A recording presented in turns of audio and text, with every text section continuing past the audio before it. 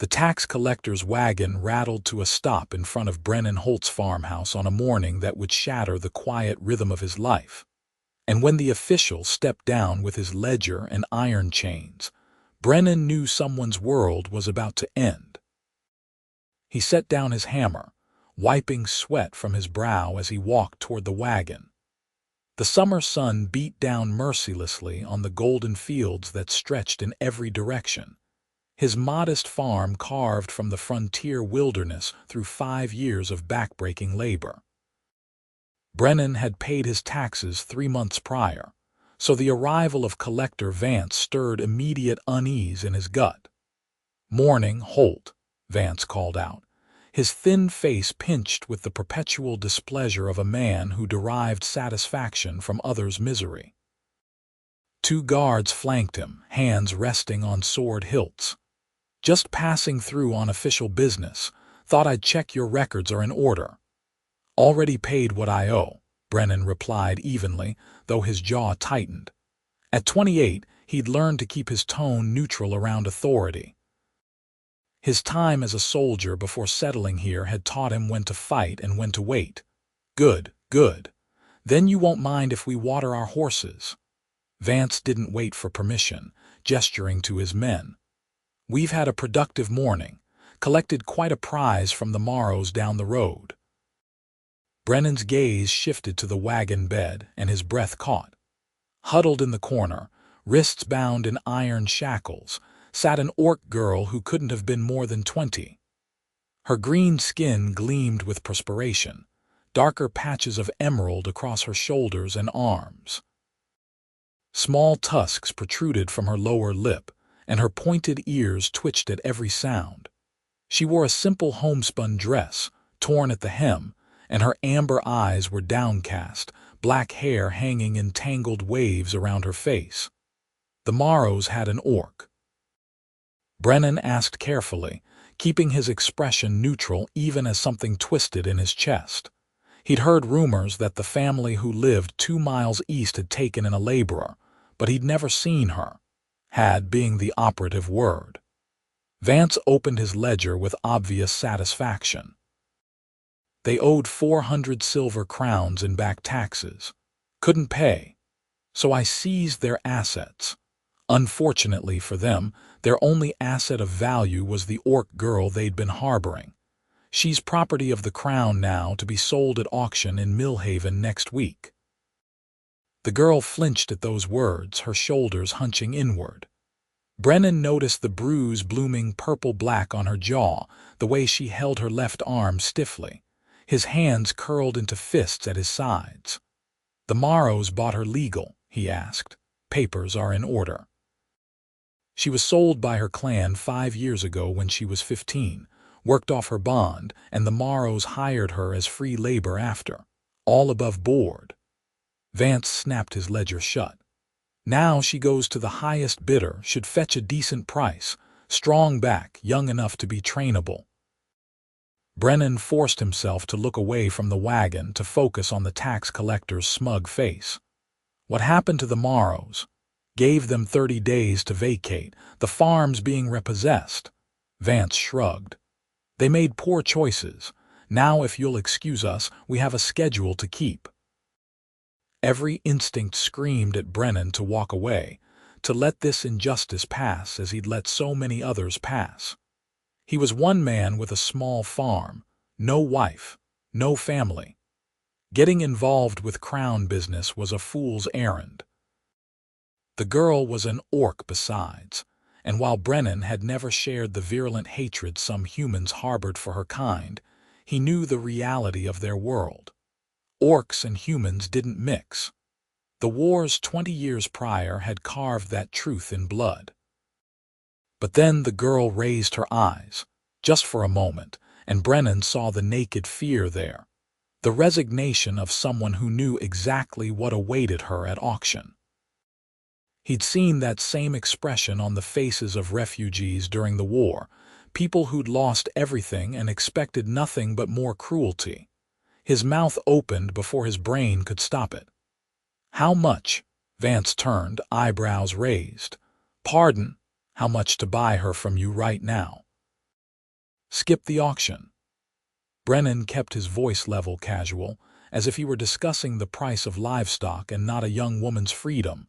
The tax collector's eyes narrowed with interest, calculating. "The Crown expects to get fair market value. An orc her age, healthy, capable of field work.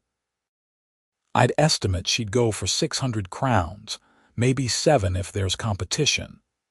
Brennan's savings totaled 340 crowns, carefully hoarded over 5 years. His next harvest would bring in another 200 if the weather held. He had enough to make it through winter, to buy the breeding pair of oxen he needed to finally expand his operation. "I'll give you 600, he heard himself say. "Cash payment today." Vance's thin lips curved into something approximating a smile. "You don't have that kind of money, Holt." "I've seen your tax records. I have 340 in coin. I'll sign a promissory note for the rest, payment in 90 days after harvest. You can put a lien on my farm if I default." The words tumbled out with reckless certainty. Brennan knew he was potentially destroying himself, gambling everything on a stranger, but the alternative was watching that wagon roll away with the girl in chains. "That's quite a risk for an orc you've never met," Vance observed. "What's your interest here, Holt? Looking for a bed warmer?" Brennan's jaw clenched so hard his teeth ached. "Looking for a farmhand. I'm short on labor and harvest season's coming. Her work will pay off the debt." It wasn't entirely a lie. He did need help, and if she was capable of the field work the Morrows had employed her for, she could indeed help bring in the crops. But that wasn't why he was doing this, and they both knew it. Vance studied him for a long moment, then glanced at his guards, who shrugged. The tax collector pulled out his ledger again, flipping pages. "All right, Holt. You want to be a fool, I won't stop you. 340 today, 260 more in 90 days, or the Crown seizes this farm and everything on it, including her. I'll draw up the papers." The next hour passed in a blur of documentation. Brennan retrieved his savings from the lockbox buried beneath his floorboards, counting out coins with hands that didn't shake, despite the enormity of what he was doing. He signed his name to papers that put everything he owned at risk, papers that transferred ownership of another person to him like she was a piece of furniture. The entire time, the girl remained silent in the wagon, watching with those amber eyes that revealed nothing. Finally, Vance unlocked the shackles from where they were bolted to the wagon bed, though he left her wrists bound. "She's your problem now, Holt. Her name's in the papers. Zara, clan name scratched out. Good luck with your investment." The tax collector and his guards rode away, leaving Brennan standing in his yard with an orc girl whose life he'd just purchased for more money than he could afford to lose. The sun beat down mercilessly, insects humming in the wheat fields, chickens scratching in their coop. Everything was exactly as it had been an hour ago, except Brennan's entire future had just shifted onto a foundation of sand. He turned to face Zara properly. Up close, he could see the intelligence in her eyes, the proud set of her jaw despite the bruising. She was tall, nearly his own height, with the muscular build common to orc women. Her hands, though bound, showed calluses from hard labor. She held herself carefully, that left arm still pressed close to her ribs. "I'm going to remove the shackles," Brennan said quietly. "I'd appreciate if you didn't run off immediately after. I just bankrupted myself for you, and I'd like at least a conversation before you disappear." Zara's eyes widened slightly, surprise flickering across her features. She gave a single, cautious nod. Brennan fished the key from his pocket, the one Vance had tossed to him with casual disregard, and unlocked the iron cuffs. They fell away with a heavy clank, revealing raw, reddened skin beneath. Zara brought her hands up slowly, rubbing her wrists, her gaze never leaving his face. "Are you hurt?" he asked, gesturing to her arm.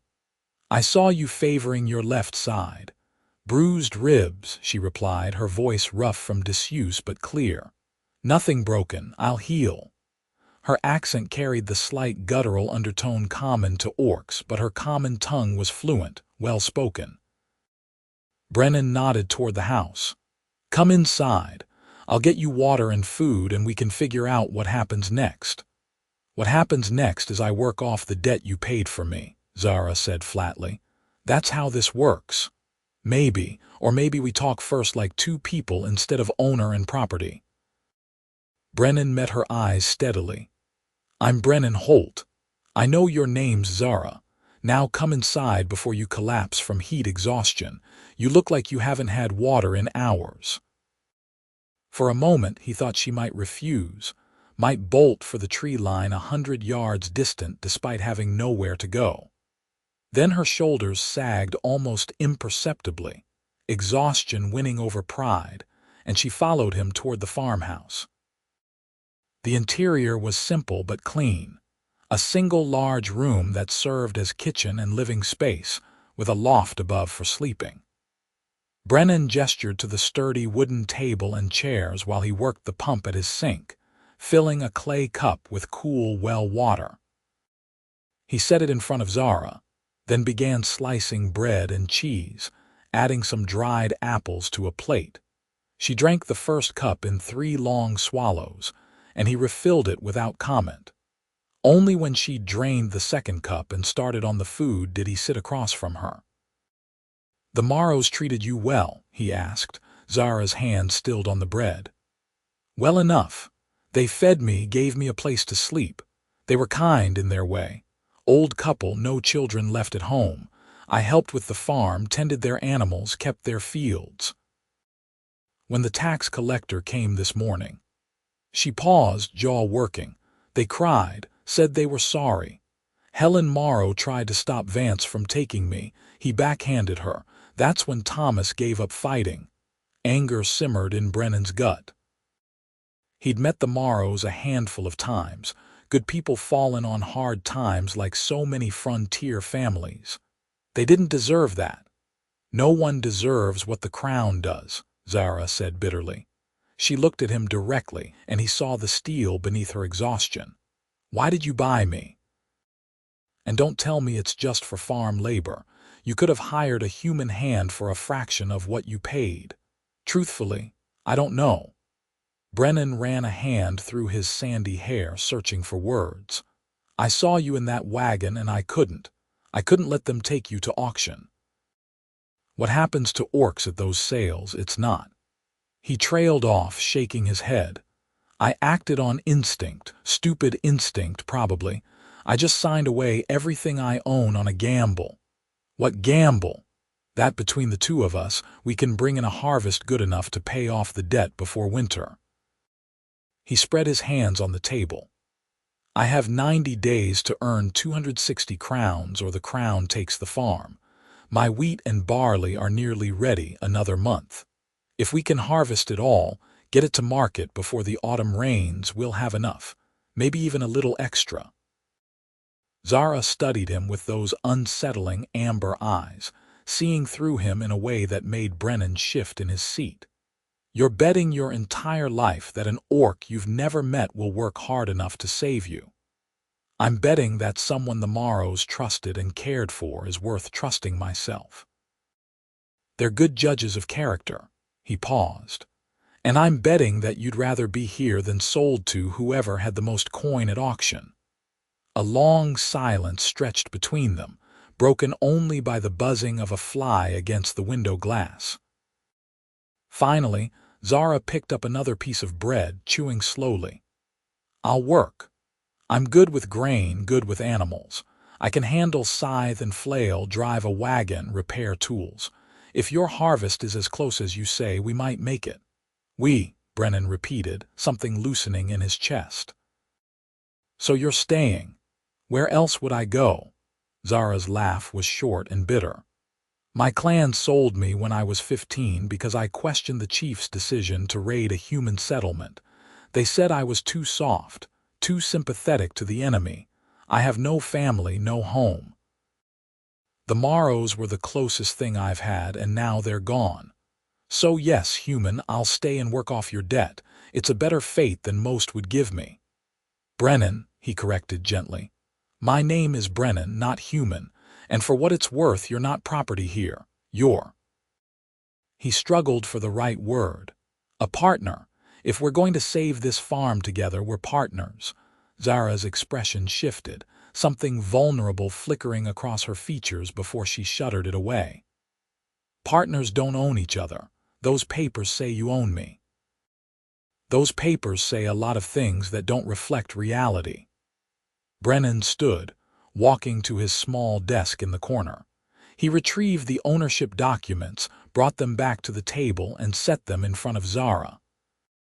Then, before he could second-guess the impulse, he struck a match and touched it to the corner of the parchment. What are you doing? Zara lunged for the papers, but Brennan held them up, letting the flames consume the edges, making a point. He dropped the burning documents into his wash basin, where they curled into ash. Those papers were legal proof of ownership. Now they're gone. Far as I'm concerned, you're a free woman who's agreed to help me with harvest in exchange for room and board. Zara stared at the ashes, her mouth slightly open, tusks visible. You're insane. If the tax collector comes back, if anyone questions why you have an orc living here without papers, then we'll handle it. Brennan shrugged, feeling reckless and more alive than he had in months. I spent 5 years fighting in a war I didn't believe in, killing people I had no quarrel with because someone in a castle told me they were the enemy. I'm done living by rules that turn people into property. You want to stay and work, you're welcome. You want to leave, the door's open. But either way, I'm not your owner. For the first time since he'd seen her in the wagon, Zara's defensive walls cracked. Tears welled in her eyes and she blinked them back furiously, turning her face away. You're a fool, she whispered, but there was no heat in it. That's been established. Brennan gave her a small smile. Now finish eating, then I'll show you where you can sleep. Tomorrow we start planning the harvest. We've got 90 days to save a farm. Zara nodded, still not looking at him, her shoulders shaking slightly. Brennan busied himself cleaning up, giving her privacy to compose herself. Outside, the sun continued its arc across the sky, indifferent to the small miracle of mercy that had just occurred in a farmhouse on the frontier, where a human and an orc had become unlikely partners against the world's cruelty. The next morning, Brennan woke before dawn to find Zara already outside, inspecting his wheat fields with the critical eye of someone who knew crops. She'd washed and changed into a spare set of his work clothes, the shirt and trousers hanging loose on her frame despite her solid build. Her black hair was braided back in a practical plait. It's good wheat, she called when she noticed him approaching. Dense growth, minimal rust. You've kept the weeds down well. Another 3 weeks, maybe 4, and it'll be ready for cutting. That's what I figured. Brennan joined her at the field's edge, surveying the golden expanse with satisfaction. I've got 15 acres in wheat, 10 in barley. Both should be ready around the same time. It's going to be brutal work, just the two of us. I've done worse. Zara crouched, running her fingers through the grain heads, testing their weight. The Morrows had 20 acres total. Thomas and Helen were too old for the heavy work, so I handled most of it. We managed. What about the ribs? Brennan asked. You going to be able to handle scythe work with bruised ribs? She shot him a look that mingled irritation with grudging appreciation. They'll heal faster if I work them. Orcs mend quick. Another week, I'll be fine. They spent the morning walking the property lines while Zara took inventory. Brennan had been alone on the farm for 5 years, and seeing it through her eyes made him realize how much he'd let certain things slide. The chicken coop needed repairs. The tool shed was a disaster of disorganization, and his vegetable garden was being slowly consumed by weeds. "You focused everything on the cash crops," Zara observed, not unkindly. "Smart for paying debts, but you're not feeding yourself properly. When did you last have fresh vegetables?" Brennan tried to remember and came up blank. "I eat fine. You eat enough to survive. There's a difference." She pointed to the overgrown garden. "I'll get this sorted while we wait for the grain to ripen. You need greens, roots, something besides dried meat and bread, especially if we're going to be working dawn to dusk during harvest." "Fine, but don't push yourself with those ribs," Brennan cautioned. Zara's lips quirked in something almost like a smile. "Yes, Mother." The ease of the exchange surprised them both. Brennan found himself returning the smile before turning to his own tasks. They fell into a rhythm over the following days, working parallel to each other, learning each other's patterns. Zara was meticulous and efficient, approaching every task with focused intensity. She spoke little, but when she did, her words were thoughtful and direct. Brennan discovered that she had a gift with animals. His chickens, who barely tolerated him, ate from her hands within 2 days. The old mare he used for plowing, stubborn and temperamental, gentled under Zara's touch. When he asked how she did it, she shrugged. "Animals don't judge based on skin color or tusks. They respond to how you treat them. It's simpler than dealing with people." In the evenings, they ate together at the worn table, sharing the work of cooking. Zara proved to be a better cook than Brennan, turning his simple staples into meals with actual flavor. She found wild herbs growing along the creek, dug up forgotten root vegetables from the garden, and somehow made dried venison palatable. "Where did you learn to cook?" he asked one evening, savoring a stew that tasted like something from his childhood. "My mother, before." Zara's expression clouded. "Before the clan decided I wasn't worth keeping. She taught me that good food is its own kind of magic, makes hard days bearable." Brennan wanted to ask more, to understand what had led to a 15-year-old girl being sold away from her people, but the pain in Zara's eyes stopped him. Instead, he said, "Your mother was right. This is the best meal I've had in 5 years." The compliment earned him another of those almost smiles, and Brennan found himself working harder in the days that followed just to earn more of them. 2 weeks after Zara's arrival, Brennan was repairing the chicken coop roof when he heard hoofbeats on the road. He climbed down to see 3 riders approaching, local men from the settlement 5 miles west. He recognized Marcus Bright, who owned the general store, and his sons Garrett and Luke. Brennan's gut tightened. Marcus was known for his vocal opinions about orcs, none of them charitable. Zara appeared from the garden, dirt on her hands, just as the riders pulled up. Her posture shifted immediately, becoming guarded and still. "Brennan Holt," Marcus called, not dismounting. His gaze fixed on Zara with obvious distaste. "Heard you bought yourself an orc. Wanted to see if the rumors were true." "Zara's helping with the harvest," Brennan replied evenly, moving to stand between the riders and her. "Was there something you needed, Marcus?" "Just being neighborly, making sure you know what you're doing, keeping one of them on your property." Marcus spat into the dust. "Orcs are dangerous, Holt, treacherous by nature. You fought in the war, you know what they're like." "I know the war was 20 years ago and people on both sides committed atrocities." Brennan kept his voice level despite the anger building in his chest. "Zara's done nothing to you or anyone else.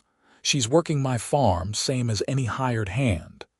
"She's not the same as any hired hand," Garrett interjected, his hand resting on his sword hilt in a deliberate gesture. "She's an orc. My grandfather died fighting her kind." "My grandfather died fighting humans," Zara said quietly, speaking for the first time. "War makes orphans and widows of everyone. It doesn't make any of us righteous." The simplicity of the statement hung in the air.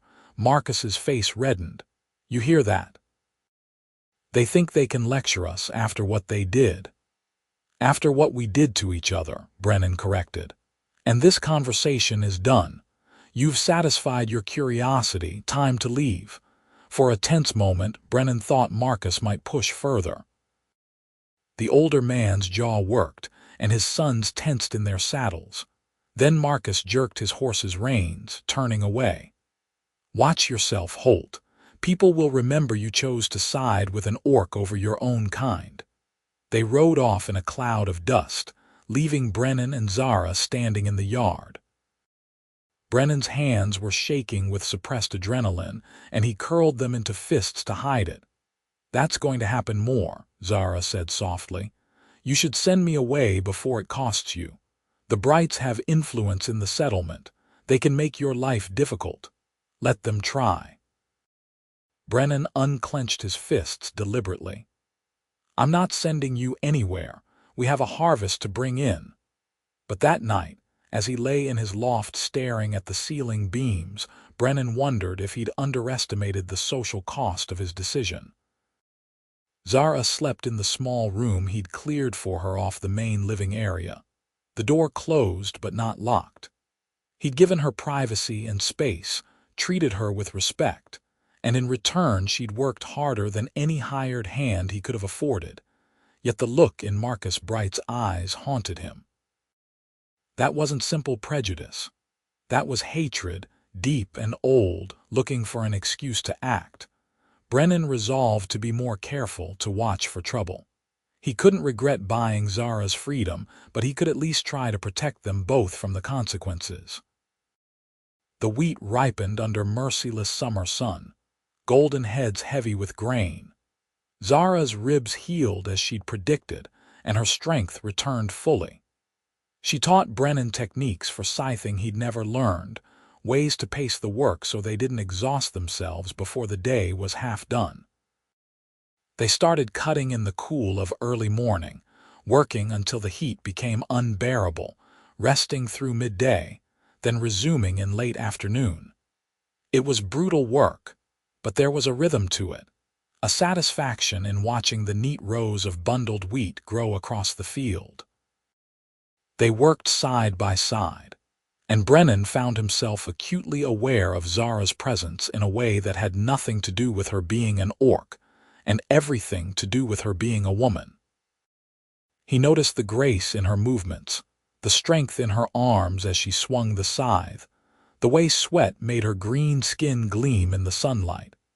He noticed how her laugh, rare but genuine, transformed her entire face. He noticed the intelligence in her eyes when she explained crop rotation techniques, the gentleness in her hands when she tended the chickens, the fierce determination that drove her to work through exhaustion. And he noticed, with growing concern, that he was starting to care for her in ways that went far beyond partnership or friendship. It was impossible, of course. Humans and orcs didn't fall in love. The social taboo was absolute on both sides. Even if he could imagine a world where such a thing was possible, Zara had given no indication she thought of him as anything beyond the human who'd kept her from auction. She was professional, cordial, occasionally warm, but always maintained a certain distance. Brennan told himself to stop being a fool, to focus on the harvest and the debt. But his heart, it seemed, had other plans.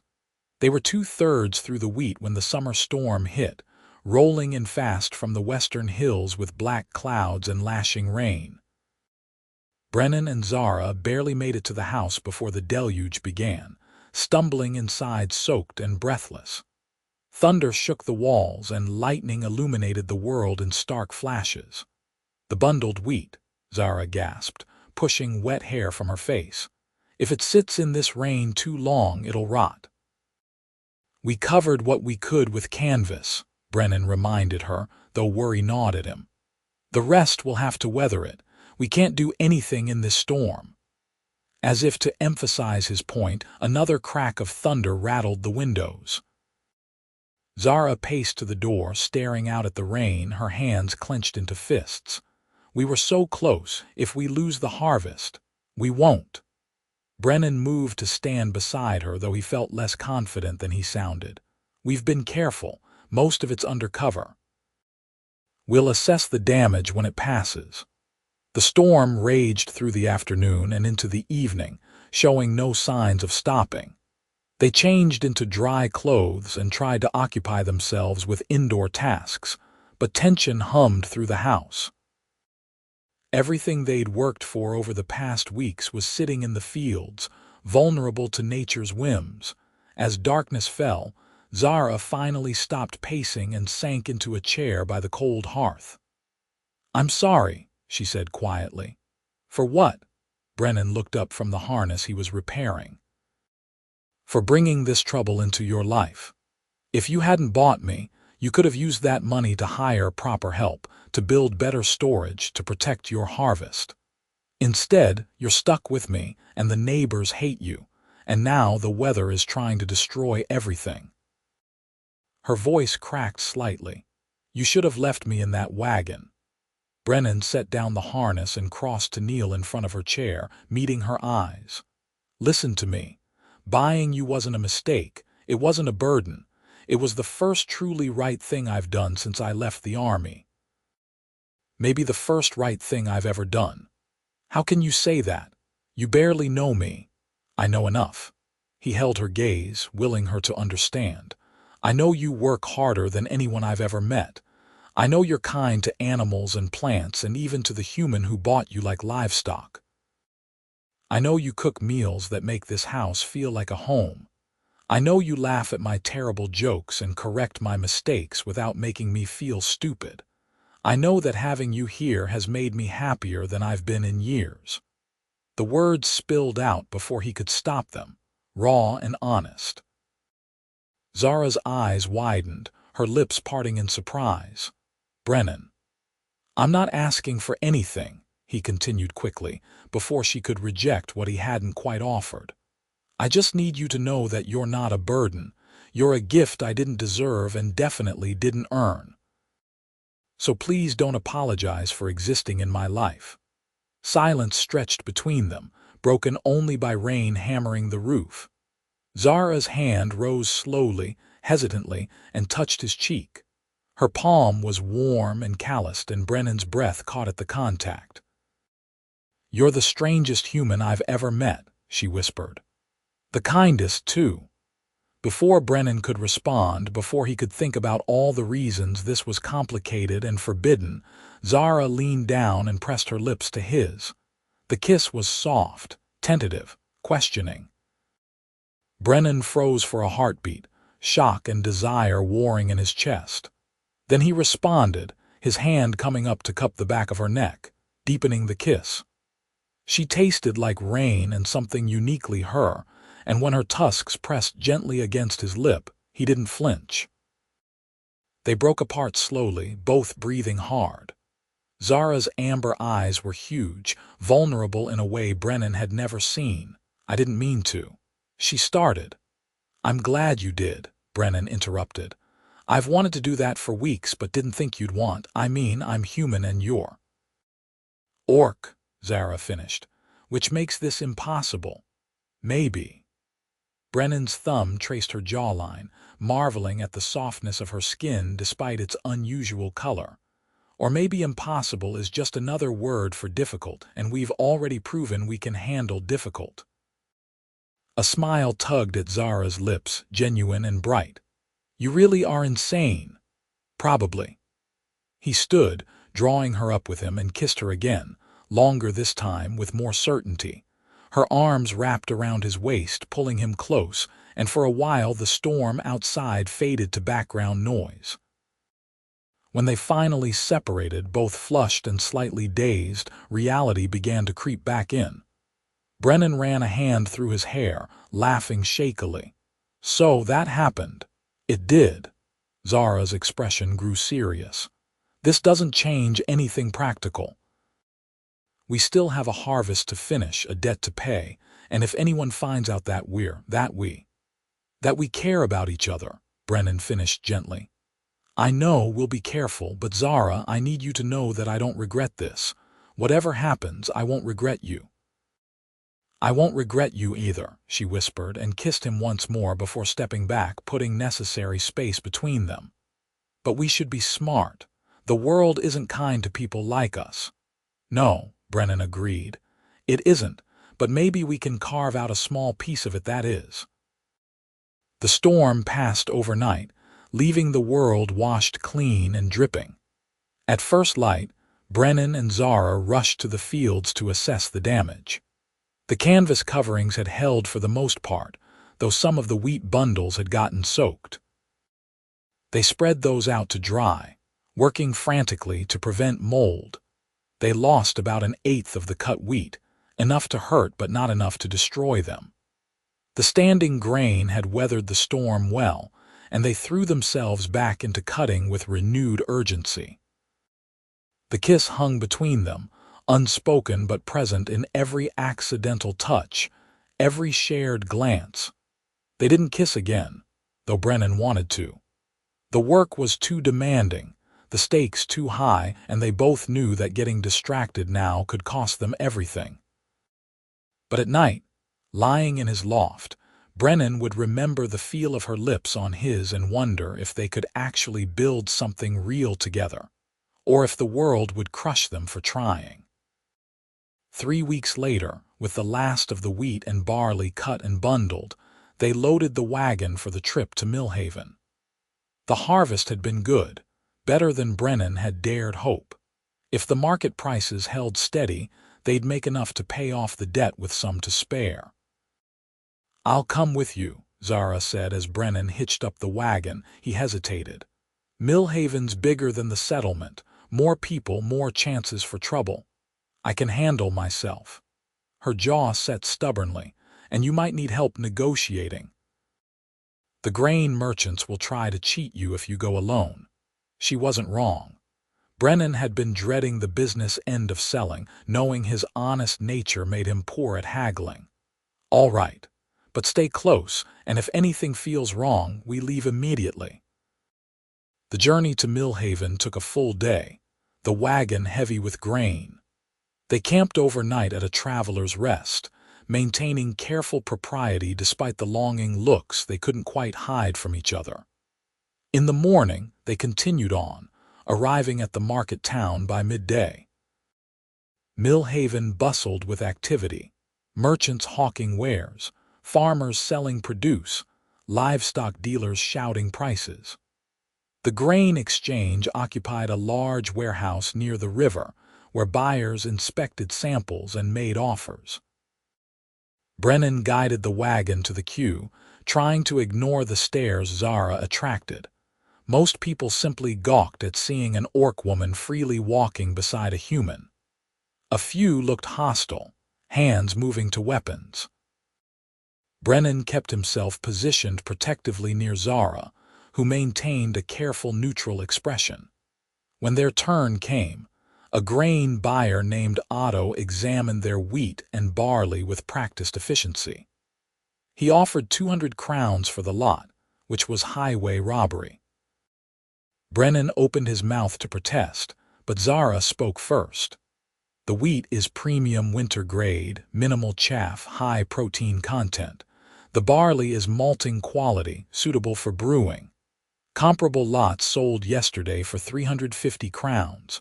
We'll take 300, not a copper less. Otto's eyebrows rose. The orc speaks. The orc knows grain, Zara replied coolly, and knows when someone's trying to cheat her partner. 300 crowns or we take our business to Werner across the street. The buyer's expression shifted from condescending to calculating. He examined the samples again, testing kernels between his teeth. Finally, he nodded grudgingly. 300. You drive a hard bargain, Greenskin. It's called knowing my worth, Zara said, but she stepped back and let Brennan handle the actual transaction. They left the warehouse with 300 crowns in Brennan's purse, enough to pay off the tax debt and leave a small cushion for winter expenses. Brennan felt like he was walking on air, relief and triumph surging through him. "We did it," he said quietly as they walked back to the wagon. "We actually did it." "We did," Zara agreed, and her hand found his for just a moment, squeezing gently before releasing. They were loading the empty wagon when shouting erupted from the street. Brennan turned to see a crowd gathering around two figures, fists flying. One was an orc male, tall and heavily muscled. The other was a human in merchant's clothing backed by two guards. "Thieving greenskin tried to short my payment," the merchant yelled. "Arrest him. I gave you full measure," the orc roared back. "You're the thief." The crowd was turning ugly fast, humans shouting for the orc's arrest, a few calling for worse. Brennan saw the merchant's guards drawing weapons and knew this would end in blood. "We should go," he murmured to Zara, but she was staring at the orc with an expression of shock. "That's Drog," she whispered. "From my clan, my cousin." Before Brennan could stop her, Zara pushed through the crowd. Drog, stop," the orc male turned, surprise replacing rage on his face. "Zara, little Zara, what's the actual dispute?" Zara demanded, positioning herself between her cousin and the merchant's guards. "What really happened?" "I delivered 200 pounds of iron ore like he ordered," Drog explained rapidly. "He weighed it himself, confirmed the measure. But when it came time to pay, he claimed I'd shorted him and only gave me half what we agreed." "Because you did short me," the merchant insisted. "The scales don't lie." Zara's eyes narrowed. She marched to the wagon where the ore still sat, examined the scales the merchant had used, then picked up a testing weight. She placed it on the scales, watched the needle, then pulled a small knife from her belt and wedged it under the scales platform. With a click, something shifted and the needle jumped. The crowd murmured, understanding dawning. "Rigged scales," Zara announced loudly. "The platform's false, designed to show less weight than actual. This merchant's been cheating everyone who uses these scales." The crowd's mood shifted instantly, turning on the merchant. His face went red, then white. "She's lying. You can't trust an orc's word." "Then trust mine," Brennan said, stepping forward. "I'm Brennan Holt, veteran of the Crown's army and landowner. I've seen rigged scales before. This woman's telling the truth." The town guard arrived then, drawn by the commotion. After examining the scales and hearing testimony, they arrested the merchant for fraud. Drog was released with apologies and his full payment. The crowd dispersed, grumbling, and Brennan found himself standing with Zara and her cousin in the emptying street. Drog looked between them, clearly trying to understand the dynamic. "Zara, what are you doing in Millhaven? Last I heard, you'd been bonded to a human family." "I was. They lost their farm. Now I'm—" She glanced at Brennan. "I'm working with Brennan. We have a farm together." The orc's eyebrows rose nearly to his hairline. "Together, you and a human, the clan would lose their minds." "The clan sold me 5 years ago," Zara said flatly. "They don't get an opinion on my life anymore." Drog's expression softened. "I never agreed with that, you know, what they did to you. Your mother fought the decision until they silenced her. After you were gone, several of us left the clan. Couldn't stomach following a chief who'd sell his own people." Tears gleamed in Zara's eyes. "Where's my mother now?" "Living with the Northern Hills clan." "She's well, Zara. I can get word to her if you want. Let her know you're alive and safe." "I'd like that." Zara's voice was thick with emotion. She turned to Brennan. "Can we spare a few minutes? I haven't seen family in 5 years." "Take all the time you need," Brennan said gently. He drifted away to give them privacy, watching from a distance as the two orcs talked animatedly, Zara laughing and crying in equal measure. When she finally returned to him, her eyes were red but her smile was radiant. "Drog's going to tell my mother where I am. And he said if we ever need help, His crew of metalworkers is only 2 days west. They mine and smelt ore for the northern settlements. Your family's welcome at our farm anytime, Brennan said, meaning it. Seeing Zara reconnect with someone who cared about her had been worth the detour. They said their goodbyes and started the journey home, the wagon lighter but their hearts fuller. As they made camp that night, Zara sat close beside Brennan at the fire, her head resting on his shoulder. "Thank you," she murmured, "for stopping when Drog was in trouble, for not rushing me away." "He's your family. Of course we stopped." Brennan wrapped an arm around her, holding her close. "You deserve to have people who care about you in your life." "I have you," Zara said softly, tilting her face up to his. "That's more than I ever thought I'd have." This time when they kissed, there was no hesitation, no uncertainty. They'd earned this, Brennan thought, through hard work and harder choices. They'd earned the right to care for each other, damn what the world thought. They made love under the stars that night, gentle and exploratory, learning each other's bodies with reverence and care. Zara's skin was warm silk under Brennan's hands, her strength tempered with surprising softness. She traced the scars on his chest from the war, kissed each one like she could heal old wounds with tenderness. Afterwards, wrapped in blankets and each other, Brennan felt something settle into place in his soul. This woman, this impossible, wonderful woman, had become essential to him. He couldn't imagine his life without her now, couldn't remember what it felt like to wake up alone in that farmhouse. "I love you," he whispered into her hair. "I know it's fast and crazy, but I love you, Zara." She was quiet for so long he thought she'd fallen asleep. Then she shifted, meeting his eyes in the firelight. "I love you too. I didn't think I could love a human, didn't think any human could truly see me as more than my green skin and tusks. But you do. You see me." "Always," Brennan promised and sealed it with another kiss. They returned home to find the farm intact, the chickens fed by a neighbor who Brennan paid occasionally for such help. The first thing Brennan did was ride to the tax office, with Zara waiting nervously at the farm.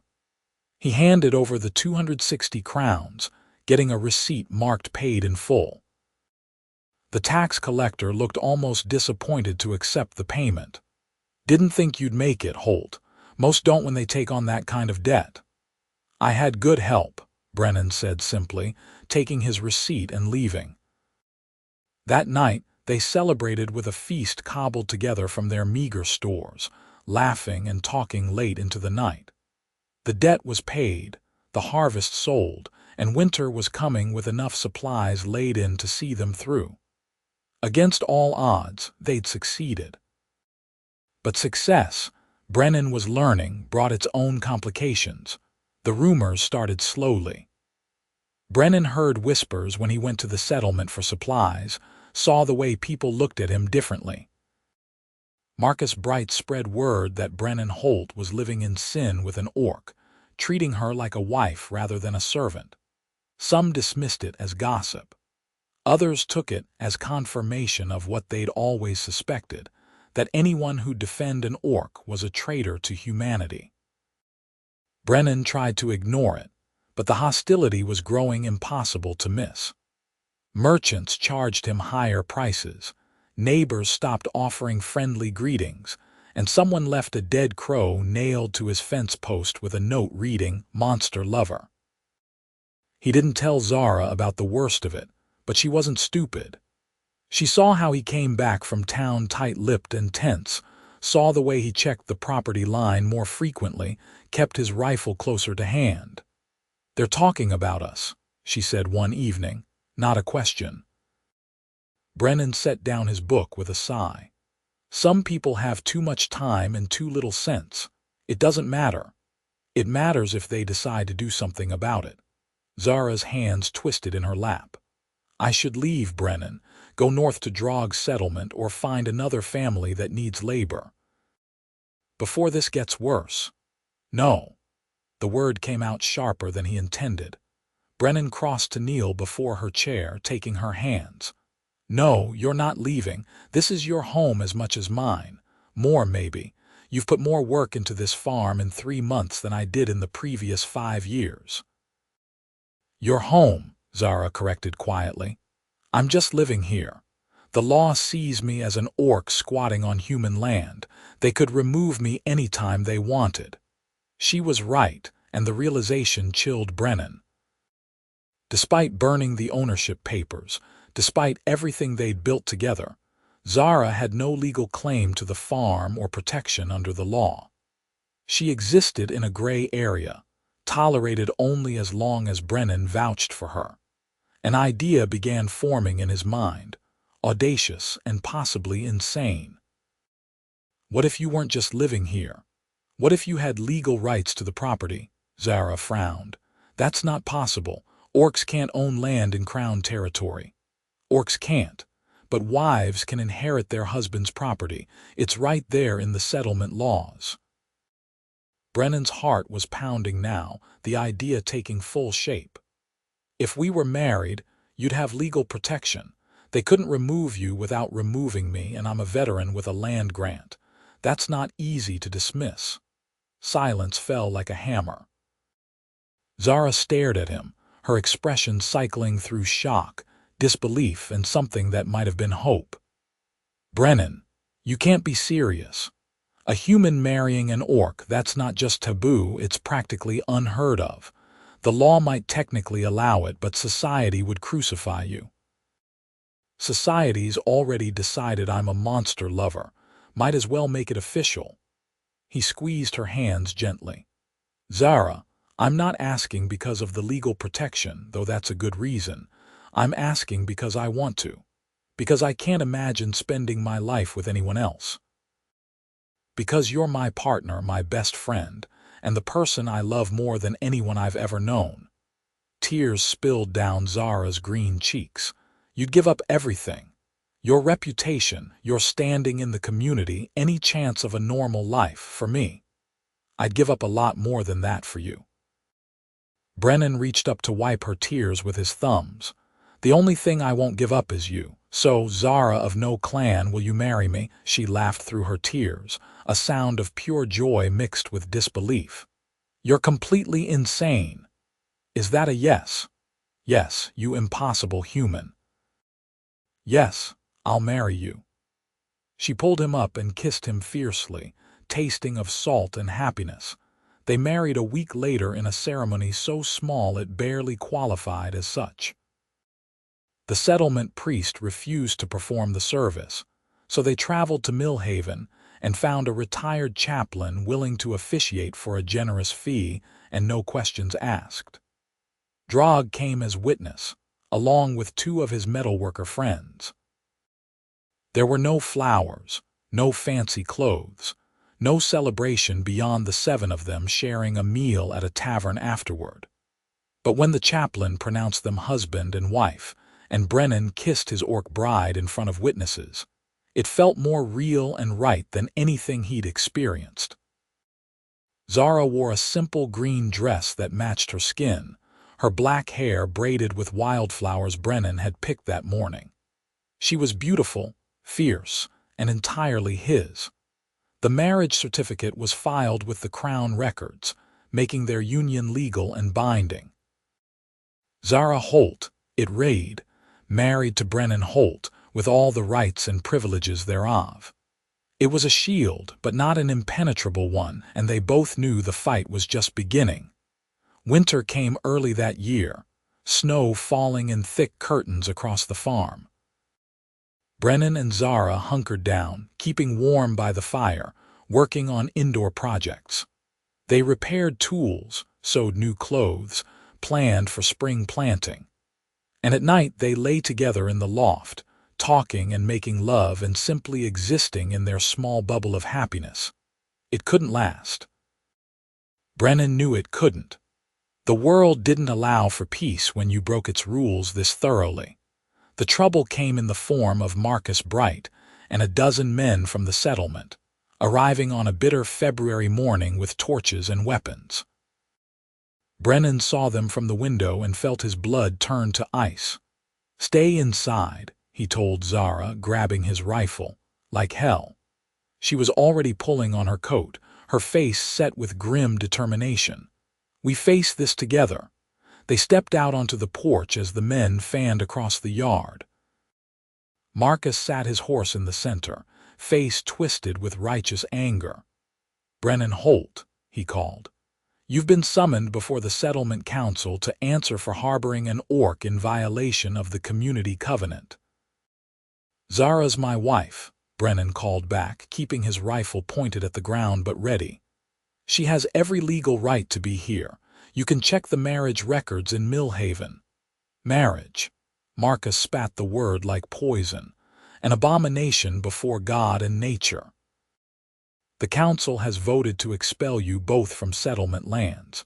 You have 1 week to leave."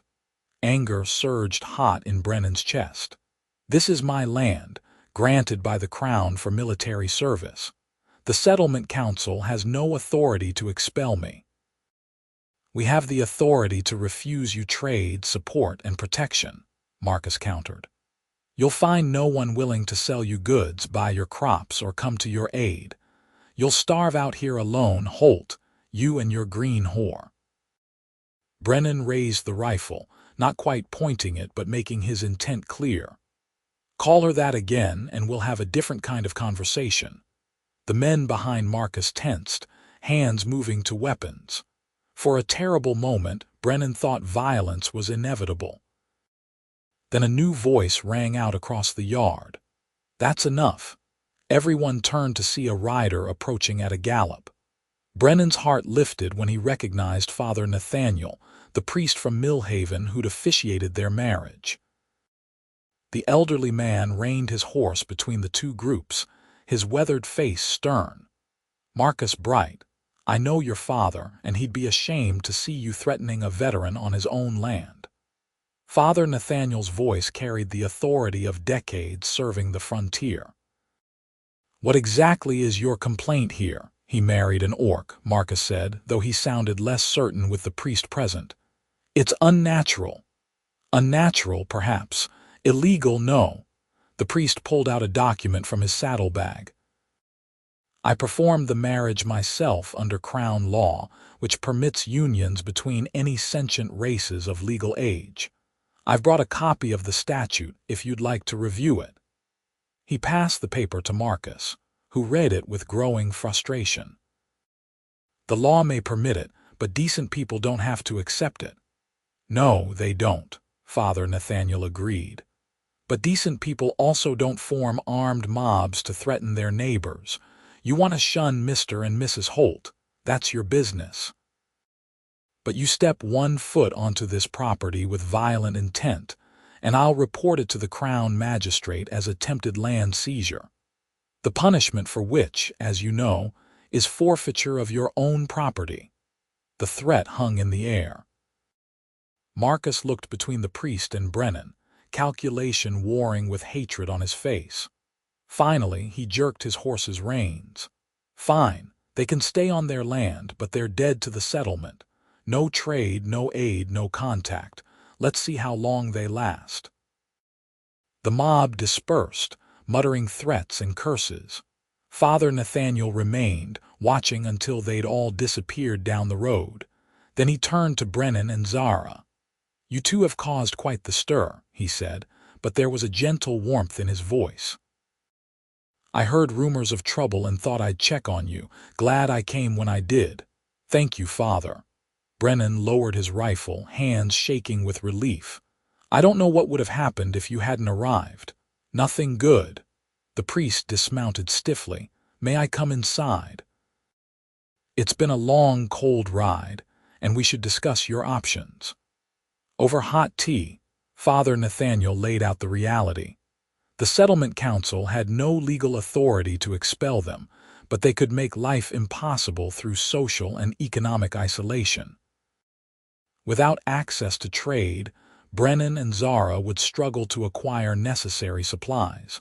Without community support, any emergency could become a crisis. "Your best option is to relocate," the priest said gently. There are frontier communities farther north that are more tolerant.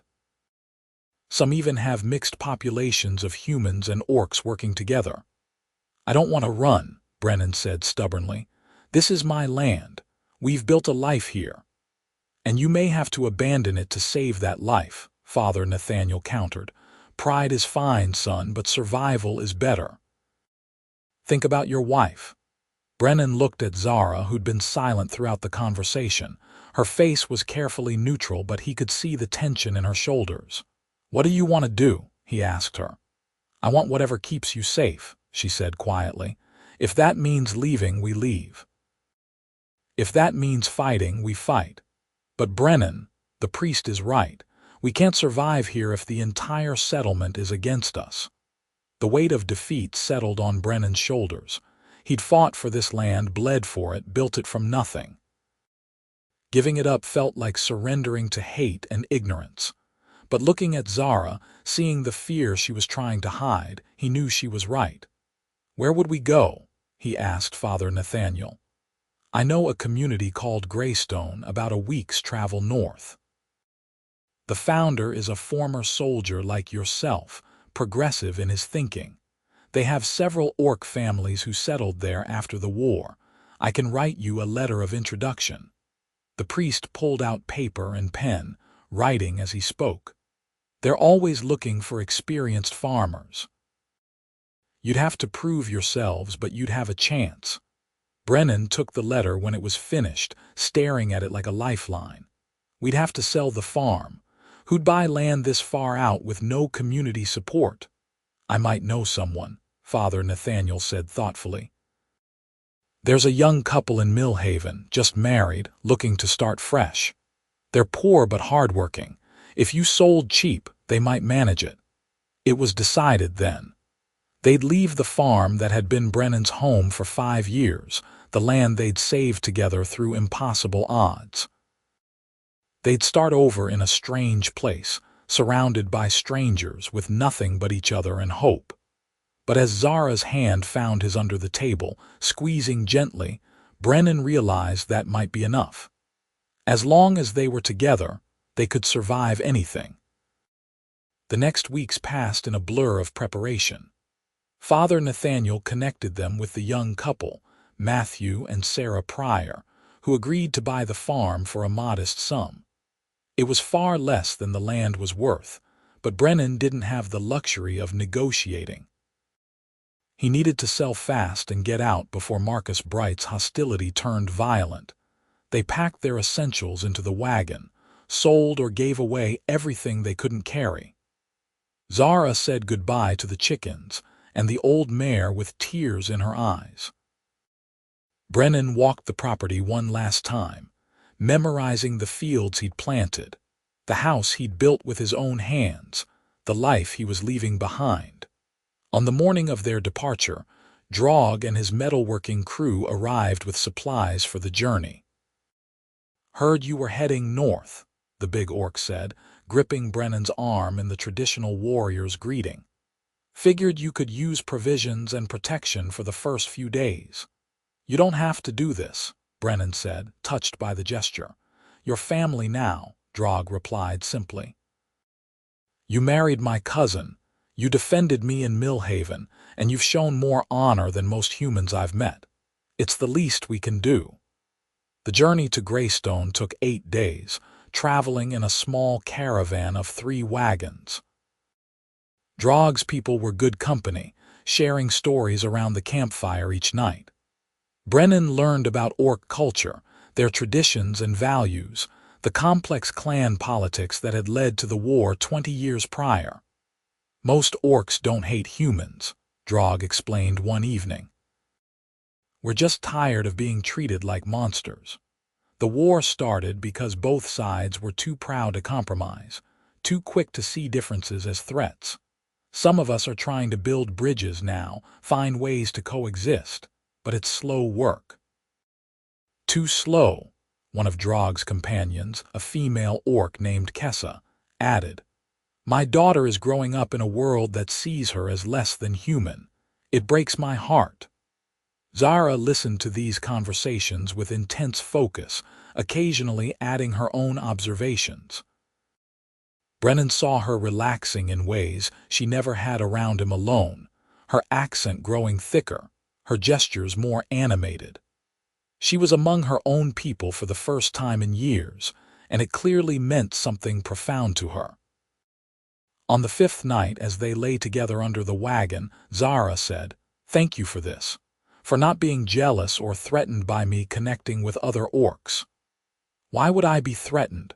Brennan asked, genuinely confused. "Some humans would see it as disloyalty, choosing my kind over yours." She traced patterns on his chest absently. "But you seem genuinely happy for me." "I am happy for you. You deserve to have community, to be around people who understand you in ways I never fully can." He kissed her forehead. "Loving you doesn't mean isolating you.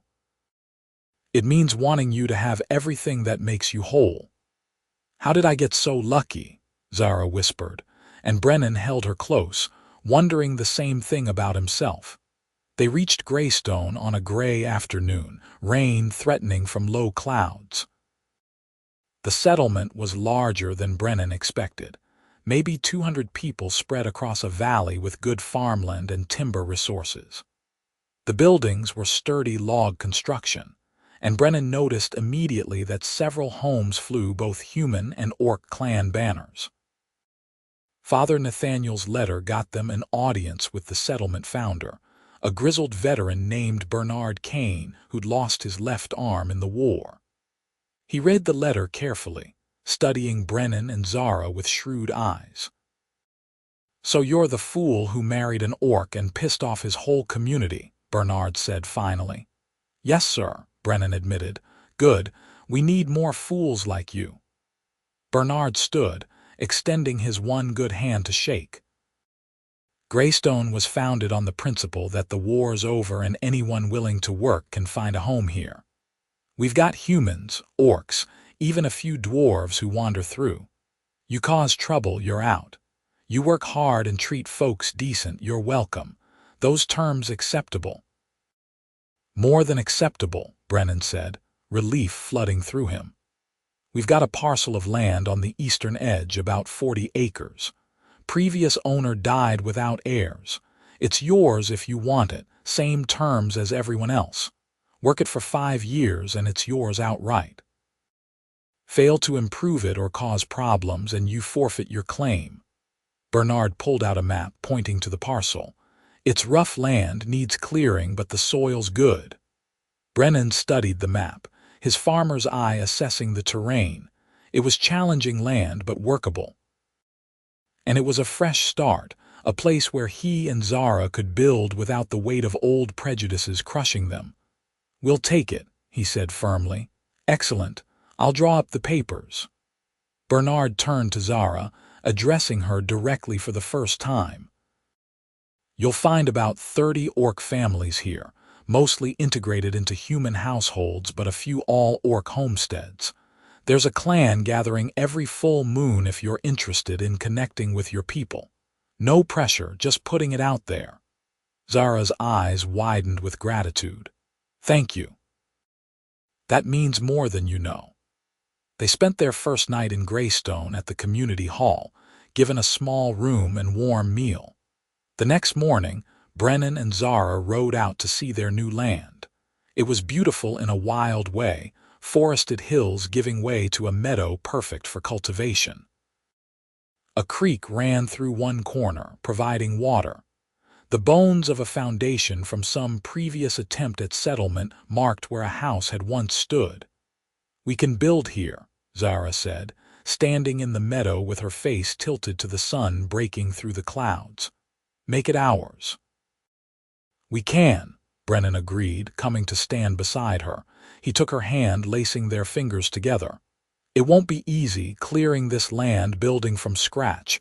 We'll be starting over with almost nothing." "We have each other," Zara said simply. "That's not nothing." They broke ground on the house the next week with help from neighbors who came unbidden to assist. Brennan was shocked by the generosity. People he'd never met showing up with tools and timber, working alongside them from dawn to dusk. By the end of the first month, they had the frame up and the roof on. "This is what community looks like," an orc woman named Mara explained when Brennan tried to thank her. "We all help each other because we know how hard it is out here. You'll return the favor when the next family needs it." And they did. As spring turned to summer, Brennan and Zara fell into the rhythm of Greystone life. They helped raise a barn for a human family whose old one had burned. They assisted with the harvest for an elderly orc couple who could no longer manage alone. They attended the full moon gatherings where Zara reconnected with traditions she'd thought lost forever. The land was every bit as challenging as it had looked, but they tackled it together with the same determination that had saved their first farm. They cleared trees, pulled stumps, broke ground for planting. They built furniture for their house, a chicken coop, a small barn. They acquired 2 goats, a pig, and some chickens. Slowly, painstakingly, they built a life. One evening in late summer, as they sat on their porch watching the sunset paint the sky in shades of orange and gold, Zara rested her hand on her stomach with a strange expression. "What's wrong?" Brennan asked immediately. "Nothing's wrong." She took his hand and placed it on her belly. "I think I'm pregnant." Time seemed to stop. Brennan stared at her, at his hand on her stomach, processing the words. Pregnant. They were going to have a child, a half-orc, half-human child in a world that barely tolerated their marriage. "Are you sure?" he managed. "Not completely. But I've missed my cycle twice and I'm never late, and this morning I couldn't keep down breakfast." Zara's expression was uncertain, vulnerable. "I know we never discuss children. I know it complicates everything if you're not ready." Brennan cut her off with a kiss, fierce and joyful. "I'm ready. I'm terrified and completely unprepared, but I'm ready. We're having a baby." Zara laughed, tears streaming down her green cheeks. "We're having a baby," she repeated, like saying it out loud made it real. The pregnancy was confirmed by Greystone's healer, a human woman named Dorothy who delivered half the children in the settlement. She examined Zara with brisk efficiency and pronounced her healthy and about 3 months along. "The baby will likely have characteristics of both parents," Dorothy explained. "Green-tinged skin, possibly small tusks or pointed ears. Some half-orc children look more human, some more orc. There's no way to predict, but they're healthy and strong, these mixed-blood children. You'll have a fighter on your hands." News of the pregnancy spread through Greystone with the speed of wildfire. Brennan braced for judgment, for hostility, but instead found overwhelming support. Neighbors brought gifts of baby clothes and carved toys. Mara organized a group of orc women to teach Zara traditional birthing practices. Bernard himself stopped by to congratulate them and offer use of the settlement midwife when the time came. "This is what Greystone is about," the old veteran said, gripping Brennan's shoulder with his one good hand. "Building a future where children don't grow up hating each other for their parents' wars. Your baby is going to be a symbol of that future." As Zara's belly swelled with their growing child, Brennan marveled at the journey that had brought them here. A year ago, he'd been alone on a failing farm, going through the motions of life without really living. Then a tax collector's wagon had arrived carrying a frightened orc girl, and Brennan had made the reckless, impossible choice to save her. That choice had cost him his farm, his community, his old life, but it had given him everything that mattered: love, purpose, hope. A wife who challenged and completed him. A child on the way. A community that accepted them for who they were, not in spite of their differences, but because of them. Winter came again, cold and harsh, but the house they'd built was warm and solid. Zara grew heavy with child, moving more carefully, tiring more easily. Brennan took over the heavier tasks, insisting she rest, which led to good-natured arguments about her not being made of glass. "I'm orc," she protested when he tried to stop her from carrying firewood. "I'm stronger than you even while pregnant." "Probably true," Brennan agreed, "but humor me anyway, I need to feel useful." She laughed and kissed him, relenting. These moments of domestic normality were precious to Brennan. The simple joy of building a life with someone he loved. The baby came on a snowy February night, 3 weeks earlier than expected. Zara's water broke during dinner, soaking through her dress, and sudden panic gripped Brennan. "It's time," she gasped, gripping the table. "Brennan, it's time." He ran through the snow to fetch Dorothy and Mara, who arrived quickly despite the late hour. They took over with calm efficiency, setting up in the bedroom, sending Brennan to boil water and gather clean linens. He paced the main room, listening to Zara's cries of pain from behind the closed door, feeling utterly helpless. Labor lasted through the night and into the dawn. Brennan wore a path in the floorboards with his pacing, jumping at every sound. Finally, as pale light filtered through the windows, he heard a different sound. A baby's cry, strong and healthy. The bedroom door opened and Mara emerged with a smile. "You have a daughter. Mother and baby are both well." Brennan rushed past her into the room. Zara lay propped against pillows, exhausted but radiant, holding a tiny bundle wrapped in soft cloth. She looked up as he entered, tears streaming down her face. "Meet Lyra," she whispered. Brennan knelt beside the bed, looking down at his daughter for the first time. She was perfect. Tiny and wrinkled, with a shock of black hair. Her skin was pale green, lighter than Zara's but definitely not human. Her ears came to delicate points, and when she yawned, he saw the tiniest nubs of tusks beginning to form. "She's beautiful," he breathed, reaching out with one finger to touch her impossibly small hand. Lyra's fingers wrapped around his, gripping with surprising strength, and Brennan felt his heart crack wide open with love so fierce it was almost painful. "She has your eyes," Zara said softly. "Look." Lyra's eyes fluttered open, and Brennan saw she was right. The shape was orcish, but the color was his own gray-blue. His daughter looked back at him with unfocused infant gaze, and in that moment, Brennan understood what he'd been fighting for all along. Not just the right to love Zara, though that was part of it, but the right for this child to exist, to grow up in a world that saw her as a person rather than an abomination. The right for her to walk between two worlds, human and orc, and find acceptance in both. "Hello, Lyra," he whispered. "Welcome to the family." The first weeks with a newborn were exhausting and wonderful in equal measure. Lyra was a hungry baby, nursing constantly, keeping them up at all hours. But every time Brennan held his daughter, felt her tiny weight in his arms, the exhaustion seemed worth it. The Greystone community rallied around them again. Neighbors brought food so Zara could focus on recovery and feeding the baby. Mara and the other orc women taught them infant care techniques.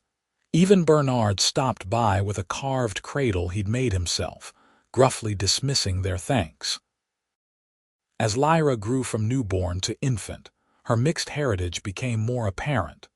Her skin settled into a soft sage green, lighter than her mother's emerald but definitely not human. Her tusks came in small but visible, and her ears stayed pointed. She had Brennan's eyes and nose, Zara's mouth and jawline. She was neither fully human nor fully orc, but entirely herself. Spring arrived, and with it came visitors. Draug and his crew stopped by on their way to a metalworking job, bearing gifts for the baby. And to Zara's shock and overwhelming joy, her mother came. Thura was an older orc woman, her green skin weathered and her black hair shot through with gray. She stood in the doorway of their home, tears streaming down her face, arms open. "My daughter," she choked out. "My Zara." Zara flew into her mother's embrace, sobbing. They held each other for long minutes, years of separation and pain pouring out. Brennan stood back with Lyra in his arms, giving them space, his own eyes stinging with tears. Finally, Thura pulled back, cupping Zara's face in her hands. "Let me look at you. You've grown so much. You're a woman now, not the girl they took from me." "I'm sorry I never contacted you," Zara said brokenly. "I didn't know if you'd want to hear from me after the clan." "The clan was wrong," Thura said fiercely. "I told them so then, and I've told them every day since. You were right to question the raids. You were right to seek peace. They were fools to cast you out." She looked over Zara's shoulder at Brennan. "Is this your human?" "This is Brennan, my husband." Zara turned, reaching for his hand. "And this is Lyra, your granddaughter." Thura's breath caught as she saw the baby. She approached slowly, reverently, and Brennan transferred Lyra into her arms. The old orc woman gazed down at the infant with wonder. "She's beautiful," Thura whispered. "Perfect. A bridge between our peoples." She looked up at Brennan with fierce eyes. "You treat my daughter well." "I try to," Brennan said honestly. "She's the best thing that ever happened to me. Her and Lyra both." "Good answer." Thura's expression softened. "Thank you for loving her when her own people would not." Thura stayed for a week, helping with the baby, sharing meals and stories. She told Zara about the clan's fortunes, how several members had left after Zara's exile, how attitudes were slowly changing. She spoke of other orcs seeking peace with humans, building communities like Greystone where both races could coexist. "The world is changing," Thura said one evening as they sat around the table. "Slowly, too slowly, but changing. Children like Lyra are the future. Proof that we're not so different, not so incompatible." When it came time for Thura to leave, Zara clung to her mother, making her promise to visit again soon. Thura agreed readily, extracting a similar promise that Zara would bring Lyra to visit the Northern Hills clan. "They need to see what you've built," Thura said. "They need to know that the girl they cast out has found happiness and created something beautiful. It will change hearts, daughter. Slowly, but it will." As Brennan watched his mother-in-law ride away, Zara leaning against his side with Lyra in her arms, he felt a sense of completion. They'd come so far from that desperate morning when a tax collector's wagon had arrived. They'd lost one home and found another. They'd been rejected by one community and embraced by a better one. They'd built a family against all odds. The seasons turned, and Lyra grew. She learned to smile, to laugh, to babble in sounds that were neither fully common nor orcish, but some blend of both. She took her first steps on a warm summer day, tottering between Brennan and Zara with determination on her tiny face. She said her first word, "Mama," which made Zara cry with joy. The farm prospered under their joint care. The fields they'd cleared produced good crops, the animals multiplied, and they slowly expanded their operation. Brennan taught Lyra to help feed the chickens as soon as she could walk, and Zara sang her daughter traditional orc lullabies at bedtime. Other mixed families began settling in Greystone, drawn by its reputation for tolerance. Brennan and Zara found themselves advising new arrivals, sharing their experiences, helping others navigate the challenges of interspecies relationships. Their home became a gathering place for those seeking to build bridges between worlds. On Lyra's second birthday, the community threw a celebration that brought together humans and orcs in genuine fellowship. Children of all races played together, and their parents watched with cautious hope. Bernard gave a speech about the future they were building, one child at a time. "We can't undo the wars of the past," the old veteran said, "but we can choose not to repeat them. We can choose to see each other as people first, races second." That's what Greystone represents, and that's what families like the Holts prove is possible. That night, After the celebration had ended and Lyra was asleep in her cradle, Brennan and Zara sat on their porch watching the stars. Zara leaned against his shoulder, her hand in his. "Do you ever regret it," she asked quietly, "buying me from that wagon? Everything that came after." Brennan turned to kiss her forehead. "Not for a single moment. Best decision I ever made. Even though it cost you your first farm, your old life, your place in that settlement. Especially because of that. That life was empty, Zara. I was just going through motions, existing but not living. You gave me purpose, love, a real family. You gave me Lyra. How could I regret any of that?" Zara smiled, the brilliant, genuine smile that still made his heart skip. "I love you, Brennan Holt. Thank you for seeing me as more than an orc in chains." "I love you too, Zara Holt. Thank you for taking a chance on a fool of a human with more heart than sense." They sat together in comfortable silence, watching the stars wheel overhead, knowing that tomorrow would bring new challenges but confident they could face them together. The tax collector had seized an orc girl as property, and a farmer had paid double his debt to keep her. But what had started as a financial transaction had become something infinitely more valuable. It had become a love story that defied the world's expectations, a family built on choice rather than chance, and a hope that maybe, just maybe, the future could be different than the past. Years would pass, and that hope would be tested again and again.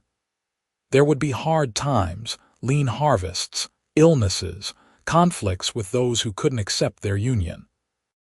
But there would also be triumphs, new children joining Lyra, the farm growing prosperous, Greystone expanding as more families sought refuge there. Brennan and Zara would grow old together, their hands weathered by work, their faces lined by time and laughter. They would see their children grow and have children of their own, each generation further blurring the lines between human and orc, until the distinction became meaningless. And on quiet evenings, when the work was done and the house was full of family, Brennan would look at his wife and remember that desperate morning when he'd gambled everything on a stranger. He would remember the fear in her amber eyes, the chains on her wrists, the impossible choice that had changed both their lives. He would remember, and he would give thanks that he'd been brave enough or foolish enough to choose love over safety, to choose her over everything else. Because some choices, even the reckless ones, are exactly right. The house that Brennan and Zara built stood for generations after them, a monument to the idea that love could bridge any divide.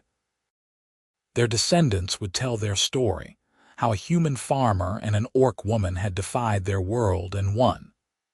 They would speak of it as legend, but also as truth, proof that the most ordinary people could do extraordinary things when they chose compassion over cruelty.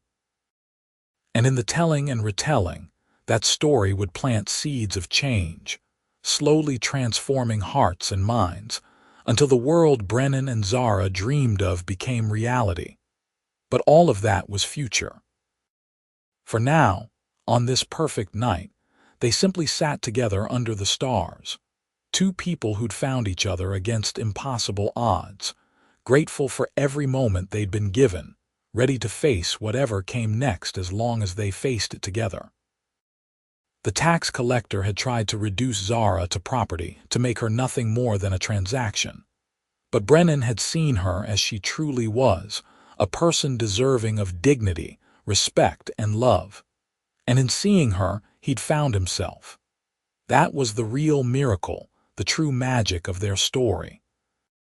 Not that a human and orc had fallen in love, though that was part of it, but that two broken people, rejected by their respective worlds, had found wholeness in each other, had built something beautiful from nothing, had created light in a dark world simply by refusing to let hate win. As the night deepened and the temperature dropped, they finally went inside, closing the door on the outside world. Inside was warmth and safety, love and family, everything that truly mattered. And in the cradle by their bed, Lyra slept peacefully, dreaming infant dreams, unaware that she was the living embodiment of hope. The future was uncertain, as it always is. But Brennan and Zara faced it unafraid, knowing that whatever challenges came, they would meet them together. They had survived separation, prejudice, exile, and poverty. They had built a home, raised a child, created a community. They had done the impossible, and if they could do that, then anything was possible. That was the lesson of their lives, the truth their story proclaimed. That love, real love, chosen and fought for and defended against all odds, could change the world. One heart at a time, one family at a time, one generation at a time. It was a quiet revolution, carried out not with swords and armies but with shared meals and gentle touches and children playing together.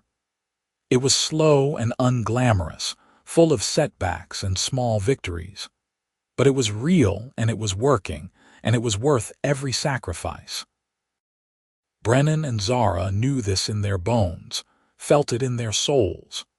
And as they lay down together that night, Lyra sleeping peacefully nearby, they carried that knowledge with them into dreams. Dreams of a future they'd helped build, a world their daughter would inherit, a legacy of love that would outlast them both. The tax collector had seized an orc girl as property. A farmer had paid double his debt to keep her. But what happened after was something no one could have predicted, a story of love conquering hate, of courage defeating prejudice, of two impossible people creating an impossible life. And it was beautiful. It was worth it. It was enough.